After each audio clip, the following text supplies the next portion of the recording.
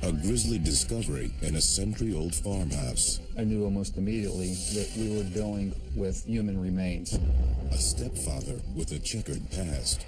He was a drifter. He lived with different women. He had kids in a few different states. And the mysterious disappearance of a young girl. One day, she just didn't show up for the bus. She just disappeared. But a shocking discovery by Dr. Dirkmat turns the investigation upside down. We got kind of a bum steer. I thought that this might never be solved. Can a few pieces of skeletal remains help expose a decades-old family secret? People's lives are sort of in the balance, you know, whether they go to jail or not, whether we find out who did this to this particular individual.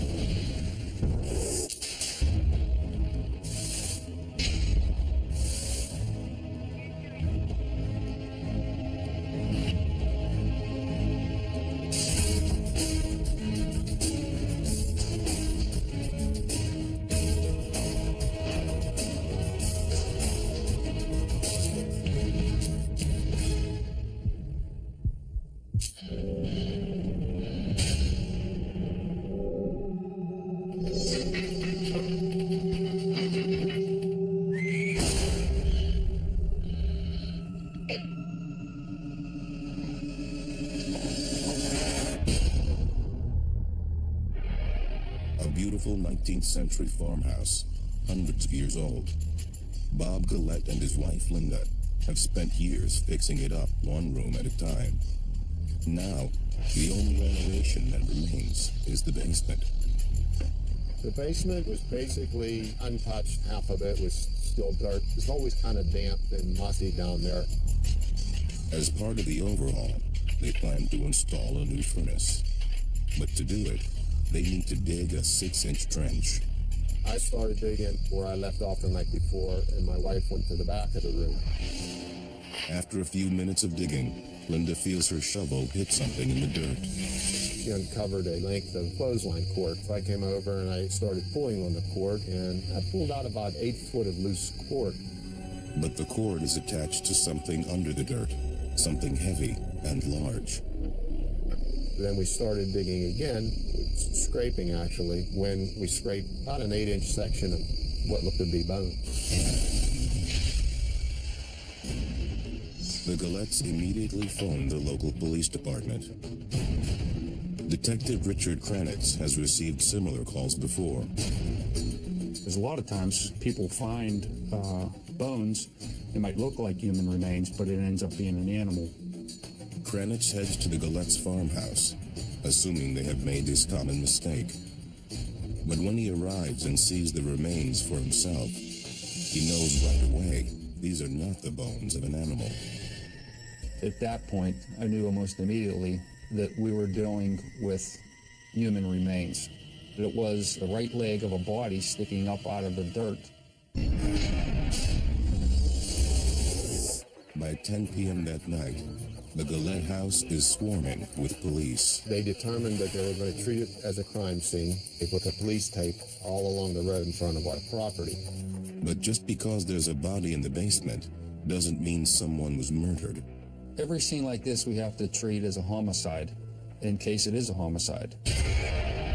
But I knew that the house was over 100 years old. In the back of my mind, I was thinking it could have been an accidental death, maybe a farm accident, maybe a natural death, and they just didn't receive a proper burial. Whether this is the beginning of a murder investigation or not, Detective Kranitz's next step is to gather as much information he can about the history of this farmhouse. They sat us down and asked us history of the house, how long we had lived here, who we purchased it from, who lived in it before we had. But the Gillettes know little about the house's history. So police turn to neighbors who have lived nearby for decades. Immediately across the street was a neighbor who told us that at some point in the early 80s, there was a family who lived in that house, that rented the house. He said that the family was a man, a woman, and a young girl. And he described the family as odd. Police soon learned the father's name, Travis Boyd. And neighbors go on to say that he was very controlling of his wife and stepdaughter. And he told us that every day while he was doing his farming duties, he would see them working in their garden. Boyd's wife was Alice Kahn. They'd been married less than a year when they moved in, according to the neighbor. The girl, Katie, was Alice's 16-year-old daughter from a previous marriage. And it's what the neighbor remembers about Katie that makes Detective Kranitz suspicious of Travis Boyd. Katie wanted to marry her high school boyfriend after graduation, but Travis wouldn't let her. He was trying to stop the wedding. He was trying to prevent her from graduating. Then, the neighbor says, on a spring day in 1980, Katie stopped going to school. One day, she just didn't show up for the bus, and she just disappeared. At the time, the neighbor heard that Katie ran away with her boyfriend, but now the discovery of a body in the basement of the farmhouse raises murderous suspicions. Police wonder if Travis Boyd could have murdered his stepdaughter 20 years ago and buried her body in the basement.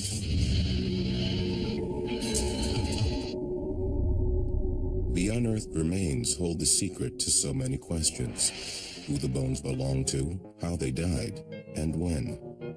To solve these mysteries, police turn to forensic anthropologist Dr. Dennis Dirkmatt.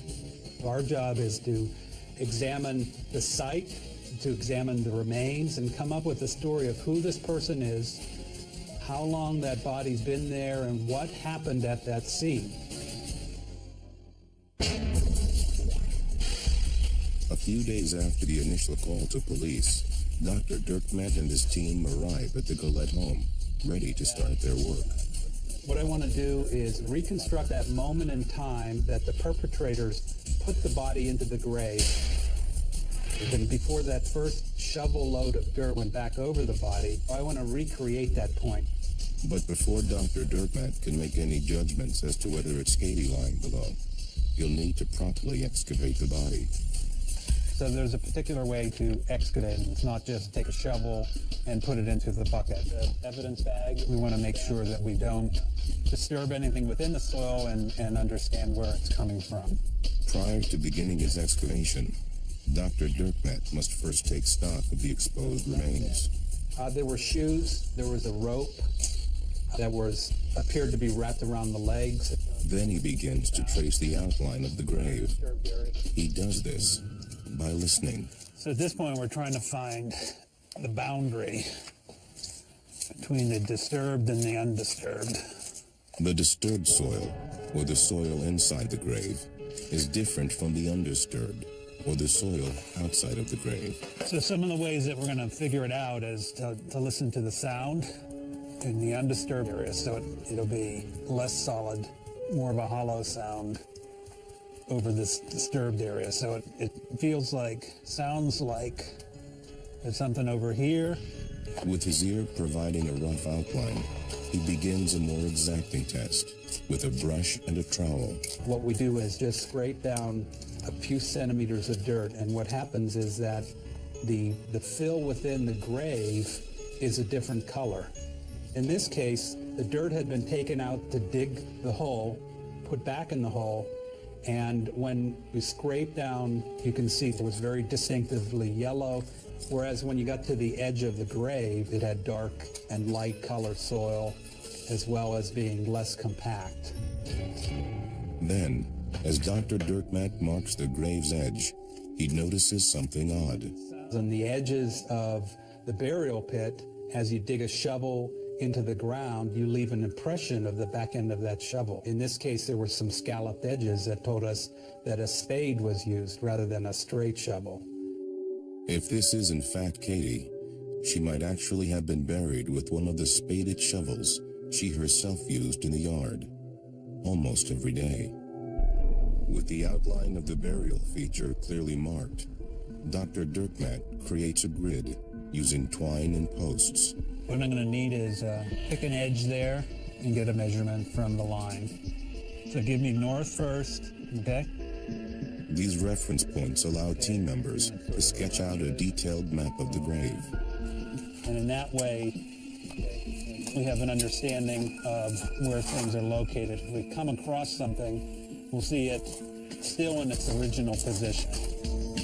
Documenting as they go is essential for preserving and analyzing any trace evidence that might be recovered. As we excavate it, we're destroying the context. So it's critical that we document it as we go along. While accurate, the method is slow. Dr. Dirkmaat estimates that it will take at least 18 hours to uncover the body below. Only then can he begin his examination and learn whether or not this is the body of Katie Kahn. Coming up, as the excavation continues, Dr. Dirkmaat's team encounters an unforeseen obstacle. As we dug around the body, we could see some of the ground surface water coming up around it. When Skeleton Stories continues.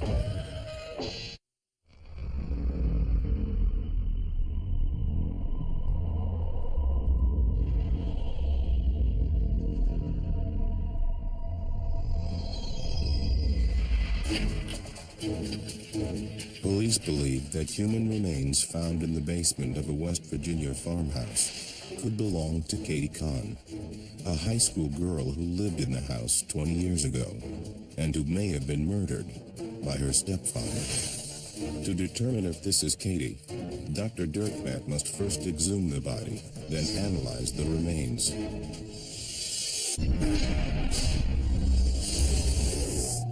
For 11 long hours, Dr. Dirkmaat and his team carefully removed the dirt and debris. We're getting pretty close. It's then that he finds something unexpected. As we dug around the body, we could see some of the ground surface water coming up around it. Water can affect many aspects of decomposition, and Dr. Dirkmaat soon sees what effect it's had on this body. The fatty tissue in the body, if it's exposed to water for extended periods of time, will often turn into this waxy substance. This substance is known as grave wax, or mortuary fat. Its scientific name is adipocere, and its presence in this case gives Dr. Dirkmaat his first clue about when the body was buried. The formation of adipocere doesn't take a week or even a year. We don't know the specifics of how long that takes, but it usually takes an extended period of time in remains that are exposed to water. The groundwater came up and was enveloping the body for long periods of time. From the state of the remains, Dr. Dirkmaat estimates this body has been here for 10 to 20 years. Katie has been missing for 20. But Dr. Dirkmaat cannot yet be sure that this is her.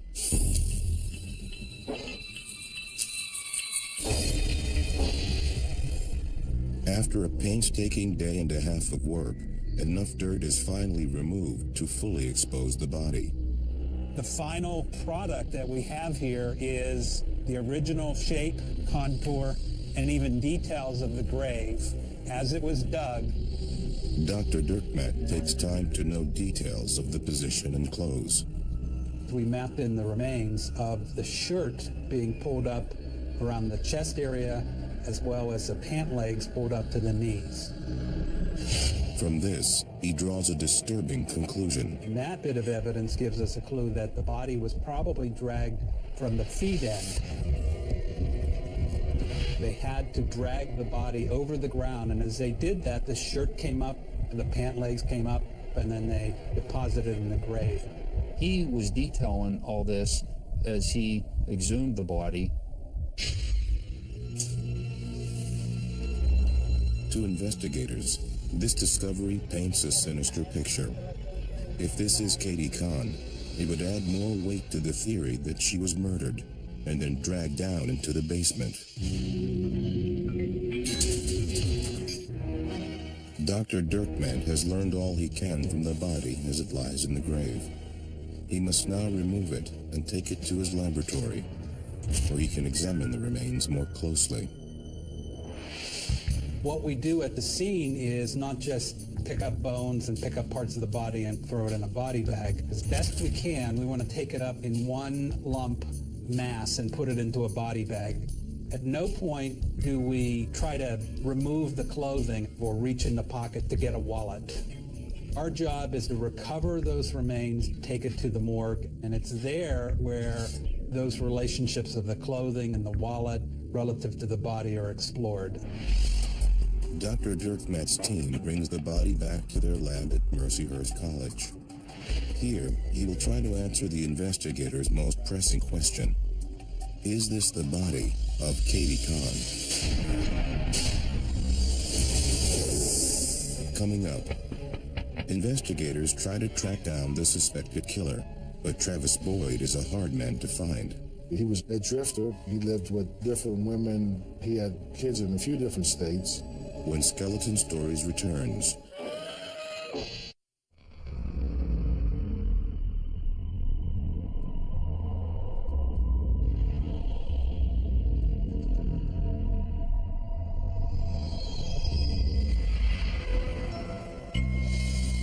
Investigators are counting on forensic anthropologist Dennis Dirkmat to tell them if the body he's just excavated from the basement of an old farmhouse is Katie Kahn, a teenage girl who disappeared 20 years ago.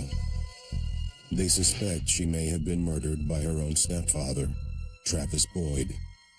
But before they can answer that question, they must first find hard evidence that this is Katie.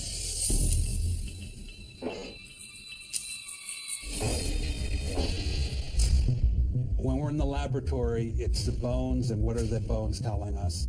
In order for Dr. Dirkmat to tell anything more from the bones, he must first cut away the adipocere, a waxy substance that clings to the bone, and then he must clean them. So that involves what we call macerating the remains. It's a gentle process of soaking the bones in a large metal pot filled with warm, almost simmering water. Essentially immersing it in hot water until the flesh is removed. Regulating the water temperature is critical. If the bones get too hot, they can burn, and all the evidence will be damaged.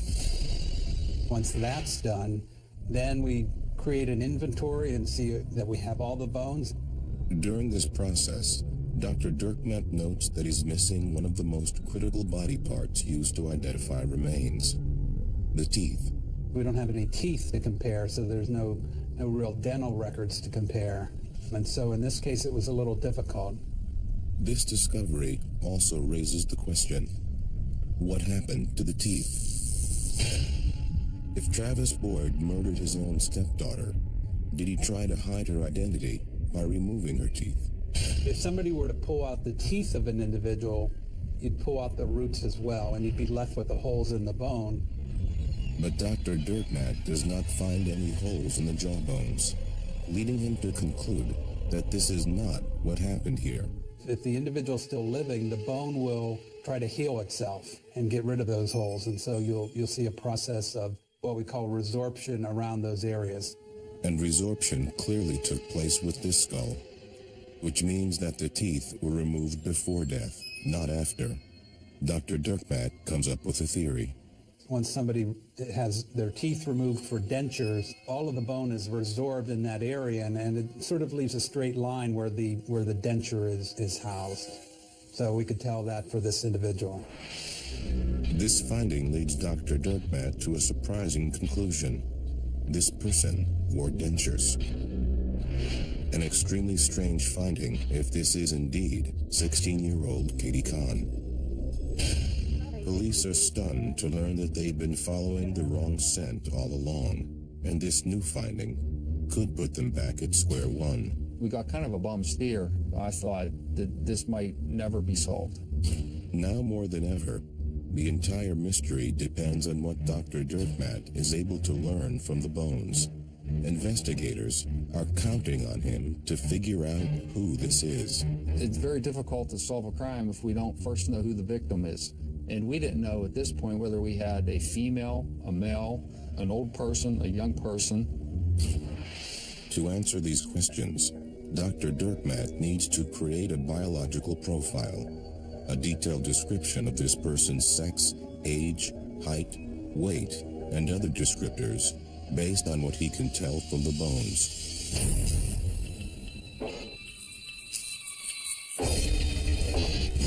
First, he examines the pelvic bone for clues to the person's sex. In females, it tends to be thinner and a little wider here in the body. We can tell them very definitively that you have a male individual. The next step is to get an idea of how old this man was. Dr. Dirkmaat again looks at the pelvis, which is also commonly used to assess age. Dr. Dirkmaat notes that the bones are worn down and the surface is porous, telltale signs of age. In this particular case, one area is called the pubic symphysis, where the two bones of the pelvis come together. That area of the skeleton has been researched very well in modern populations. So we're able to look at this individual and come up with a determination that they were anywhere from 30 to 60. We can look at the ends. Dr. Dirkmaat then turns his attention to the bones of the arms and legs.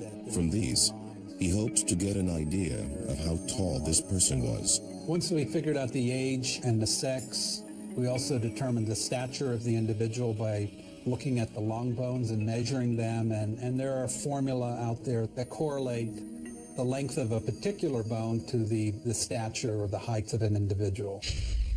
After a detailed analysis, the bones have spoken, and they have revealed this is a 6-foot-tall male in the range of 30 to 60 years old who wore dentures. Certainly not the profile of 16-year-old Katie Kahn. Detective Kranitz wonders if this could be a farmhand who couldn't afford a proper burial, as he had originally thought.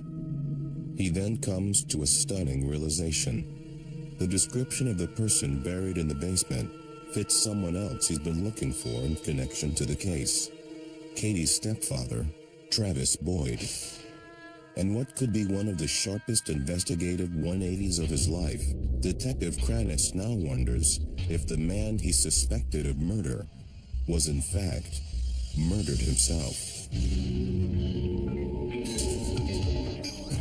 Coming up, detectives track down the Boyd family and get a surprising and different impression of Travis. He was just a really good person. I can't ever remember him being angry at anybody. That's next on Skeleton Stories.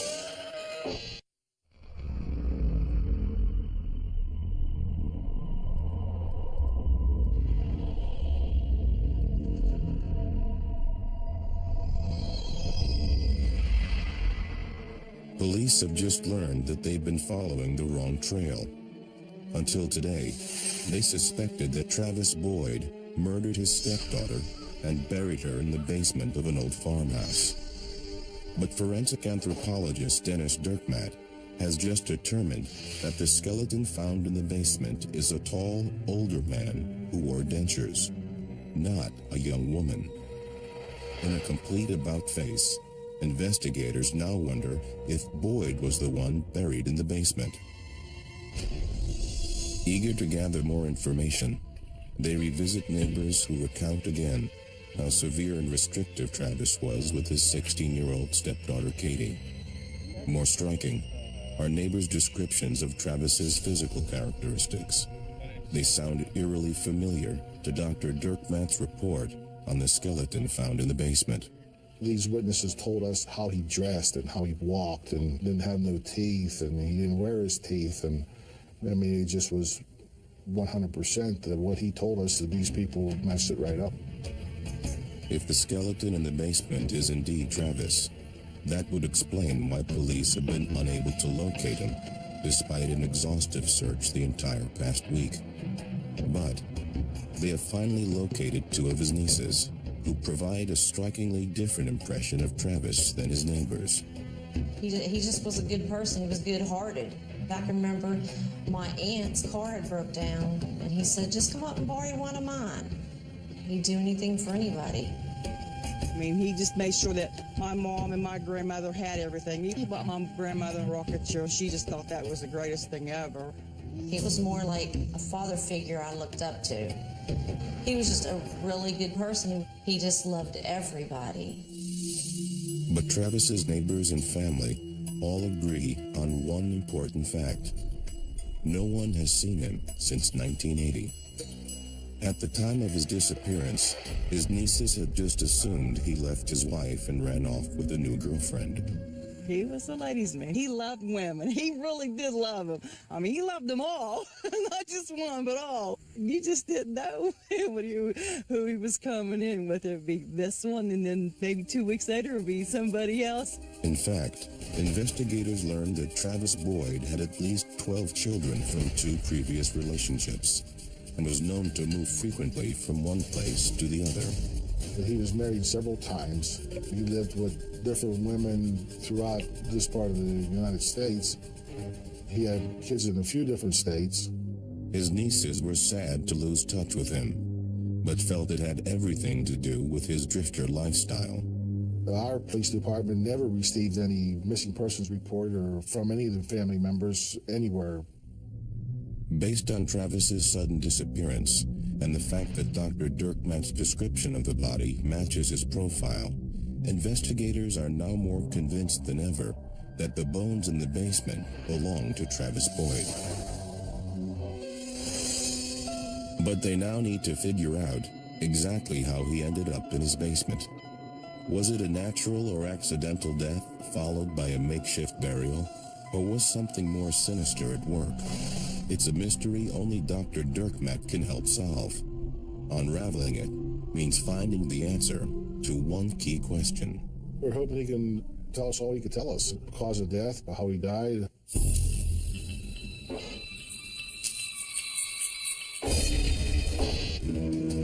Back in his lab, Dr. Dirkmatt is counting on Travis's bones to reveal the answer to that pressing question. What we want to try to do is make it a scientific determination. He meticulously examines the skeleton bone by bone, and soon notices a telltale sign of violence: nicks and breakage on the shoulder blade. What I determined is that the individual had a number of defects of the shoulder blade or scapula. Those defects took the form of what we could describe as a knife wound. As he looks more closely, Dr. Dirkmatt realizes the damage is quite extensive. It wasn't just one defect, there was 4 to 10 of them. Also, I noted that the underlying ribs lying underneath the scapula were also damaged. Some of them were completely broken in half. Based on the damage to Travis's shoulder blade and ribs, Dr. Dirkmatt comes to a disturbing conclusion. Somebody had to have stabbed him multiple times throughout his back and upper torso. The amount of force that was used to drive in this weapon was enough to break not only the scapula but the underlying ribs. He's stunned by the severity of the stab wounds. There was a pretty significant and dramatic force that was used to create those stab wounds. But he's still not sure if these particular wounds alone would have been enough to kill Travis Boyd. He needs more hard evidence. Coming up, Dr. Dirkmatt is now determined to give investigators the answers they need to figure out who committed this heinous crime. People's lives are sort of in the balance, whether they go to jail or not, that whether we find out who did this to this particular individual. When Skeleton Stories returns.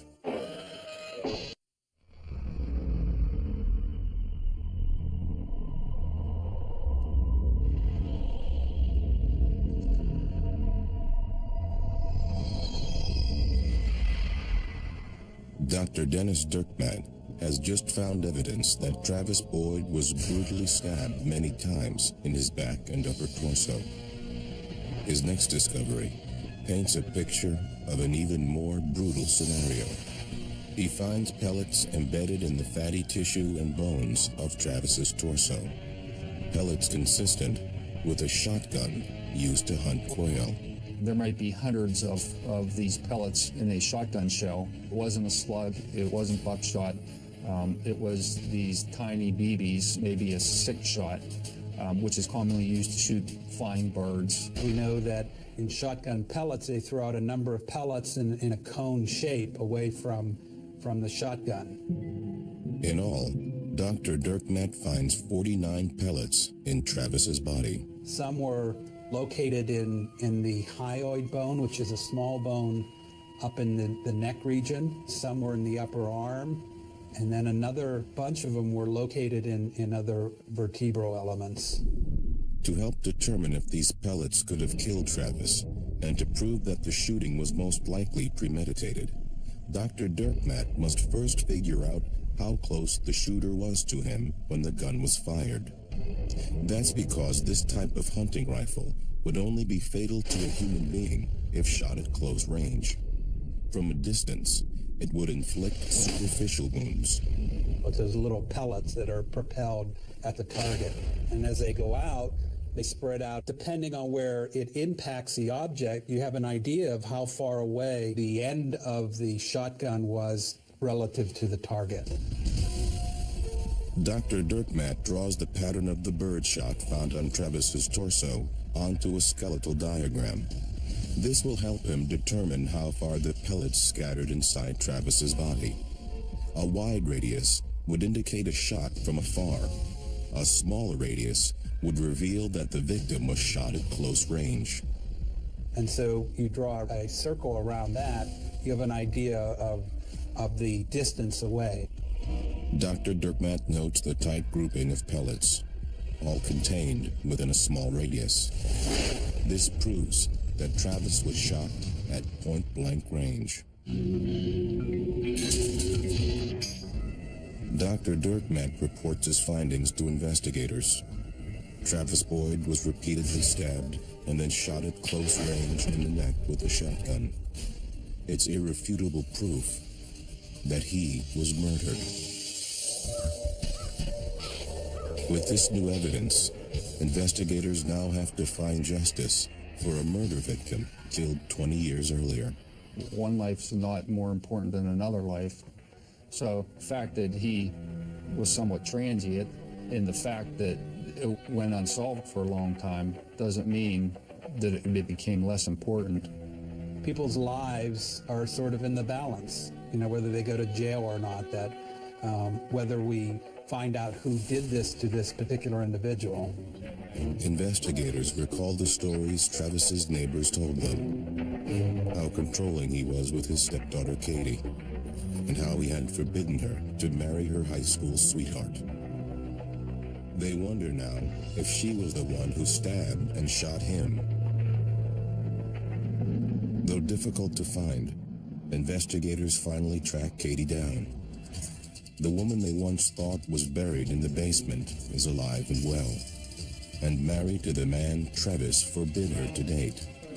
Investigators bring her in for questioning. You know why you're here and why I'm here? Detective Pecora and I told her that we would like to talk to her about an incident which probably happened years ago. She then began to shake, and she told us, "You found him in the basement, didn't you?" Katie immediately confesses to playing a role in the murder, but she claims her mother Alice was the real mastermind. Investigators then learn that Katie's wedding plans were not the sole motive for murder. She tells them how her mother and stepfather battled to maintain strict control over the family and the finances. You could tell she was very controlling. It was all about her and her daughter. I just think he didn't let her have the control over the money as she wanted. As soon as Katie finishes her long account of events, detectives drive directly to Alice's house, 3 hours away.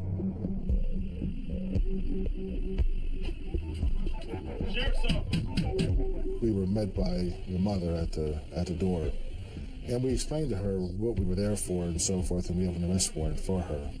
Travis, I haven't seen Travis in years. At the time, she first started out saying that she divorced her husband, and she divorced him up in Michigan. I have the divorce papers. I'll get them. Sure, go ahead. And she had this story that she must have had in her head that she made up for if this would ever happen. This interrogation is more difficult than anticipated. And this time, they must rely on Dr. Dirkmatt's findings if they hope to score a confession. We wanted her to know that we believed we knew exactly what happened. So we told her some particulars. Upon relaying the chain of events as laid out by Dr. Dirkmatt, Alice begins to break down. And that's when she knew that her story about being divorced back in '85 wasn't going to work. And then she gave us a full tape statement. Based on evidence provided by Dr. Dirkmatt, combined with confessions from Katie and her mother Alice, investigators can finally piece together a grim picture of what happened to Travis Boyd on the day he was murdered.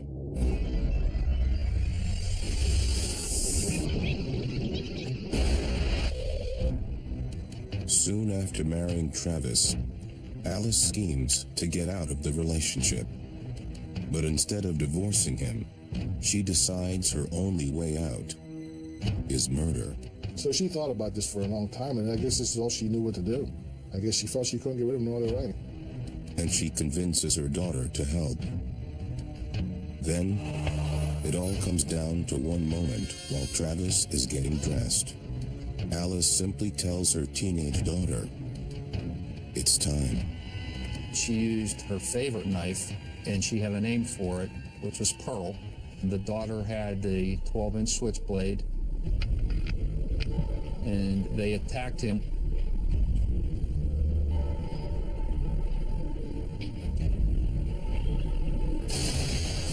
Alice strikes first, stabbing Travis 8 times.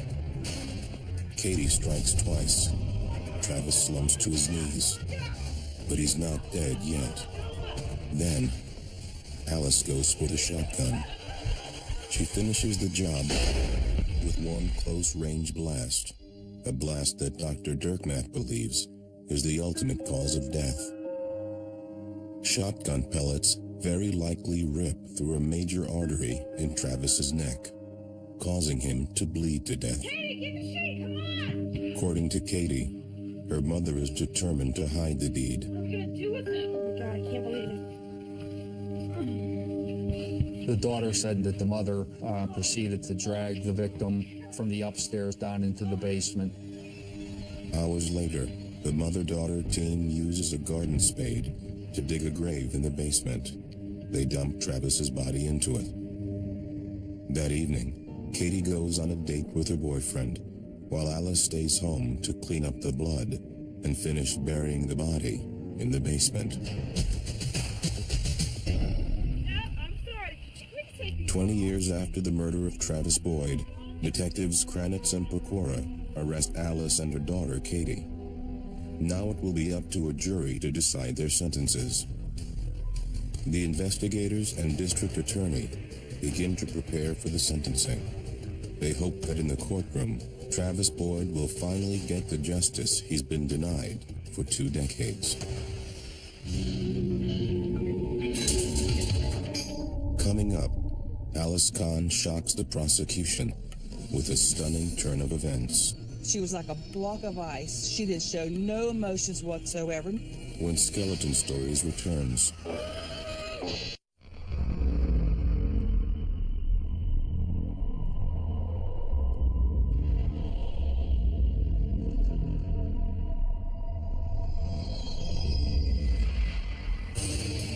Years ago, Travis Boyd was savagely murdered and then buried in the basement of an old farmhouse. Thanks to the work of forensic anthropologist Dennis Dirkmatt, Travis's wife Alice and stepdaughter Katie have finally been charged with the crime. As the trial approaches, the district attorney asks Dr. Dirkmatt to play yet another critical role in the case, to be a key witness for the prosecution. He knows he must be well prepared, and his reports must be flawless. Savvy defense attorneys will jump on you. That's the last thing you need, is for the reports to be critically analyzed and come up with mistakes.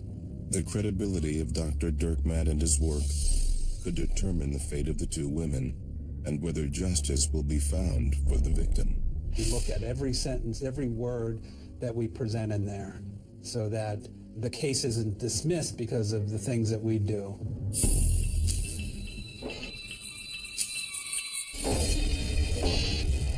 With confessions from both suspects, it seems that Dr. Dirkmatt's testimony may be a mere formality to corroborate the defendant's sworn statements.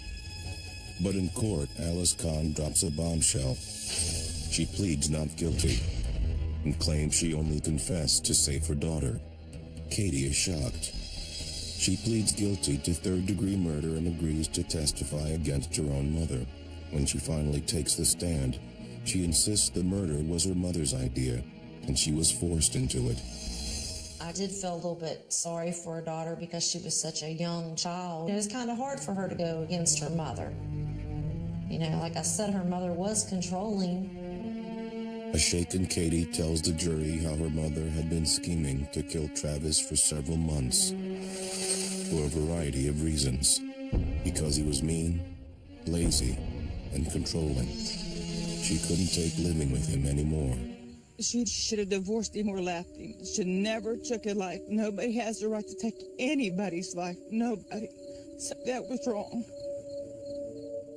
According to Katie, Alice saw in her young, impressionable teenage daughter a perfect accomplice, one who would also benefit from having Travis out of her life. She'd then be free to keep dating her boyfriend and even marry him. Katie describes how her mother's first plan to kill Travis involved replacing his heart medication with methamphetamine, speed. She asked Katie to procure the illegal drug. She had obtained some speed from another student in high school and gave it to her mother, but it didn't work. Alice then settles on a more direct method involving knives and a shotgun. Katie explains that her mother even bought her a knife at a flea market for the day they would put their dark plan into action. Katie then tells the jury how she helped her mother murder Travis and dispose of the body. So far, it's just been Katie's word against her mother's sudden claim of innocence. But now, Dr. Dirkmatt takes the stand. Our role is to provide a way for the jury to sift through this evidence and sift through this testimony and see who's telling the truth and who may be making it up. Blow by blow, he methodically presents his forensic analysis, which corroborates Katie's story. So I described the stabbing with a sharp instrument, likely a knife to the back, that impacted both the scapula and the ribs, and then some of the impact from the shotgun. After a 5-day-long trial, Dr. Dirkmatt's testimony, combined with Katie's story, gives jurors a clear picture of what happened on that day 20 years ago. It was very helpful to have Dr. Dirkmatt there at trial. On February 21st, 2001, the jury convicts Alice of first-degree murder and criminal conspiracy. According to those at the trial, she handles the verdict with the same coldness she used to kill her husband. She acted like she didn't care. She was writing a book and she was telling the story as how her testimony sounded. She never once said that she was sorry to us. She never said that she was sorry that she done it. It was heartbreaking to know that somebody that you're supposed to love, you know, she took vows that she loved him, and then she took his life. She was like a block of ice. She did show no emotions whatsoever, never changed her face expressions of anything. You know, she looked back like it, oh, well, you know, I did it and you all have to suffer for it. You know, nothing at all. Alice Kahn is sentenced to life in prison without the possibility of parole. She appealed but was unsuccessful. Katie is convicted of third-degree murder and given a sentence of 7 to 20 years. Though justice is finally done, surviving family members continue to feel the pain of their loss. I wish my kids would have got the opportunity to see what a good person he was. I thank him for being there for me when my father wasn't. I really miss him, and I wish he was here today. But Dr. Dirkmet's findings have helped the Boyd family find some closure and spiritual peace. He did a wonderful, wonderful job, and I really appreciate it. I think justice was served because two people carried out a very violent murder. They were convicted and now are paying the price for their crime. For Dr. Dirkmet, science always uncovers the real story. We're looking at the evidence scientifically and trying to get at the truth. The truth is ultimately important, whether that exonerates a bad guy